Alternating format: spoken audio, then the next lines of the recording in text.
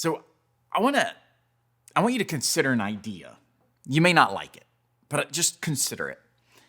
What would it look like for you to produce a highlight reel for your volunteer? You're like, wait a minute, you mean kind of like the way the sports world does it? Exactly what I'm talking about, but not really. I don't want you to like go make a video and everybody watches it, but I kind of do. And let me explain.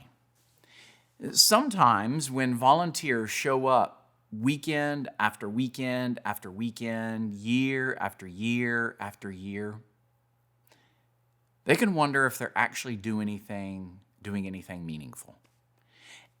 And maybe we walk by them and we say, good job, or hey, can you, or nice, let's tweak this. And it's kind of quick. But sometimes it doesn't feel personal. It doesn't feel meaningful, right? And it's not so much like that we don't mean it that way. It's just not received that way. And what I want you to consider is putting together a way to recognize and celebrate and coach the way that matters most to that volunteer. Because if you think about a highlight reel, an athlete's highlight reel is them. It's not everybody, it's them. It's celebrating that person. It's showcasing that person. And that's the idea. That's the approach that I want you to take when it comes to celebrating a volunteer. Sometimes we can be guilty of this. Oh, hey, I want to thank everybody, which, cool, thank you, but it's not specific. It's not very personal. But what if it was? What if it could be? As you think about the story that's playing out at your church and at your service and on your team and in the life of that volunteer, like what if you could slow down enough that you have a ministry to volunteers, not a ministry that uses volunteers to do your work and goals and agenda so your supervisor can pat you on the back and give you a thumbs up and produce your highlight reel. That's not why they're there.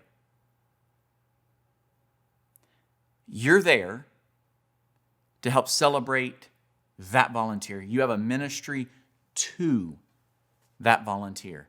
You just happen to have a lot of them. But make it individual. I know some of this can be basic, right? But sometimes the simple things are the things we don't even do.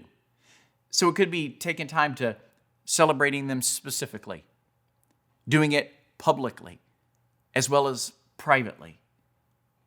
It could be connecting what they have done with your values because it lets people know, oh, that's what the value means. That's what it's all about. They embody the culture and you celebrate it that way.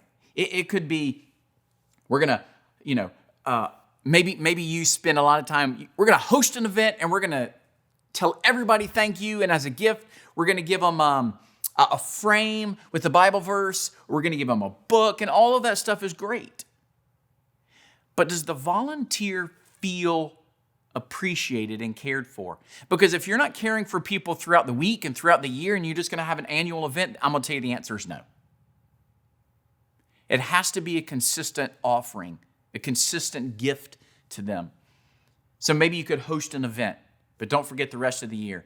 Maybe you could give a gift that feels more personal. I remember somebody gave me a gift that was a wooden box, and on the outside it had my name. Now, I'm not saying you have to do this because this probably wasn't cheap. When you opened it up, it literally had my family engraved, a picture of my family engraved when you open the box. And I thought the gift was thoughtful. This was years ago. Guess what sits on our glass table that holds our remote controls? That box. And it's something our family loves. That's a personal gift because that person knew that I really liked things like that. Maybe it could be, training that helps them outside their role. Too often we train our volunteers to be great at our services when we could really help them be great in life. So we're investing beyond their role that makes them more committed to their role. You see? It's bigger than just the church.